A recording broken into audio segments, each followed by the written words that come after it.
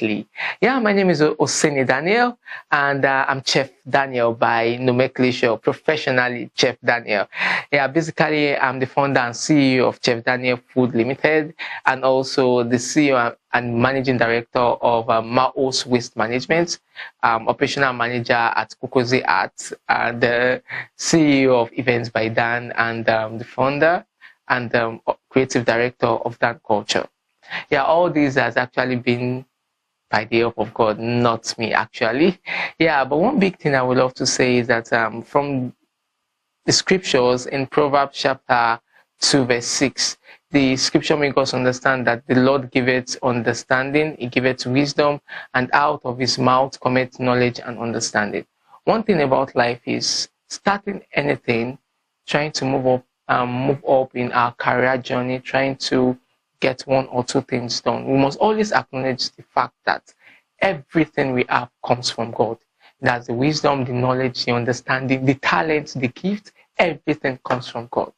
Yeah, basically I started my, entrepreneurship journey as far back as when I was in GSS2. And how did it start? It started by just making photocopies for my colleagues.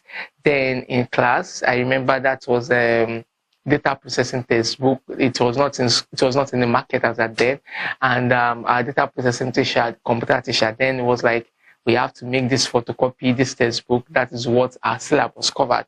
And I was like, this is an opportunity for me to actually try and make something out of it. Although I wasn't thinking of something big coming out of it, but I collected the textbook. I decided to make the photocopy for all my colleagues. And from there, that was when I made my first 10,000 naira vividly. And I was like, wow, this is something interesting that I can actually go. I feel that I'm getting something extra than just the academics. Prior to this time, I've been into music. By God's grace, I've been in the children choir. Then from there to the youth choir, to the campus choir.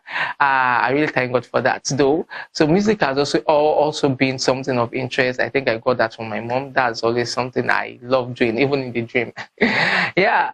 So apart from music, I was like, what other thing can I do?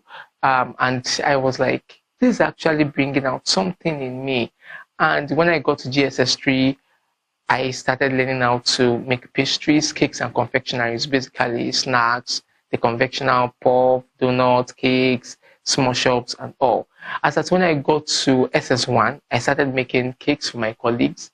I think then we make, at times some of them might have birthday, and I will try to put one or two things together, make those cake for them, even though the cakes were not fluffy then. I remember one time I made a cake like that, and my colleagues called it amala cake because it was literally like amala. Yeah, and that is yam flour in English. Yeah, basically I continued the journey. It was a whole lot, trying to put effort into this, trying to bring out that God-given talent, trying to discover myself. Along the line, I actually got a lot of comments. I got a lot of yabbings. I got a lot of, I would say, I got a lot of 18s. Let me use that word. Some of my teachers hated me in school then. I don't know, probably maybe it was as a result of jealousy. I can't really say, because there were a lot of things I could do. I was good in music. I was good in business. I was good in extracurricular activities. I was good in relating with people. I was good at talking to people, and a whole lot like that. So all of a sudden, that hatred just came from nowhere. I would say from my GSS1 to SS3 in secondary school, I literally won't call it persecution, but I faced hell. But one thing I thank God for was that I never thought of suicide, and I never thought of giving up. But one thing that always encouraged me was that even though the sorrow might last for the night, the joy will definitely come in the morning. The business, the entrepreneurship career, the business career, entrepreneurship journey started. I continued till I got to SS3. As at SS3, I had developed a lot. I knew that I was good in events planning, events decoration, event styling, and management. I also had interest in colors. I could combine a lot of colors together. I was thinking of how to bring something nice out of colors. I discovered that I also have a flair, as in I have good flair for food. Anything that comes to food, I'm a good would I say, I'm a foodie. I love things that deals with food and all. And I also discovered that I had a spike and interest for art. I loved inventions. I loved creating things. And not only that, I also love waste management. I love recycling. I love putting things together. I love turning waste to wealth. Yeah, that's what. But I would say there was no much opportunity. But I remember I told my parents then that going to university was not going to be the thing for me. I literally am finishing secondary school to start business. But you know, a typical African parent, no, you have to go to school, you have to do this, you have to do that. How are you going to make it? What are you going to, how are you going to show forth your certificate and all? With God's help, I got admission that year into the Federal University of Technology to study industrial chemistry. Studying industrial chemistry was a huge challenge because I was at the point of my life, I was thinking of how am I going to get that career that is going to merge all everything I do together. And I came across material engineering. But you know, the ways of men are not the ways of God. I eventually got industrial chemistry. Getting industrial chemistry was a whole lot. I continued my journey in 100 level when I started in FUTA. And then I looked around because I'm critical thinking and I love observing everything around me. I looked around, what is that other thing that actually is people don't know, or people would love to have, or people would love to get, or will be accommodated by everybody. And there I'm going to come to the Bible verse that says, the fear of the Lord is the beginning of wisdom. A good understanding of all those who do the commandment of God. His praise endures forever. In everything you do, that was what I started with. Always have the consciousness of God. God factor is number one. One thing I've learned to do is every step I take, I involve God. Every step I take, I involve the Holy Spirit. Decisions of life, the way, should I do this? Should I not do this? How will this eventually turn out to be? God, what is the next step? What is the next thing for me? And eventually, lo and behold, the inspiration came. The inspiration of making chocolate pop. I know many of us might not have heard of chocolate pop, but chocolate puff, yes. You know, puff, that is chocolate. is actually a whole lot. That's breeding, will I say, Italian recipes now with African recipes, which is our normal puff. Then I started that in school. I started studying in school as at 100 level, but in my second semester, because I felt I wanted to be self-dependent. I wanted to start doing things myself and all. Lo and behold, my parents got to know that I was selling chocolate puff in school, and I remember vividly that evening my father challenged me and he was like, Daniel, what is that thing that you're selling in school? But as per, you know, I never told them that I was going to start something like that. I wanted to kind of keep it secluded or secret from them. And I was like, what am I doing? What is that thing? Have you seen me selling anything? You sent me to school to go and read. So why will I bother disturbing myself about any other thing? But lo and behold, they told me that, where is the chocolate puff that so and so person bought from me? I had to go back to the hostel. I had to go and bring the puff home that same evening. And as I was about to, my parents, my dad and my mom, as I then, they told me, they said, okay, bring it, let us taste it. How is it like? I was like, for you to taste it, you have to pay for it because it's a service. I'm rendering a service. I actually use money to get this. And then my dad, he paid for it. I gave it to him, and he had a taste of it, and he was like, "Wow, this is nice. This is that. When did you get this? How did you develop this?" And all.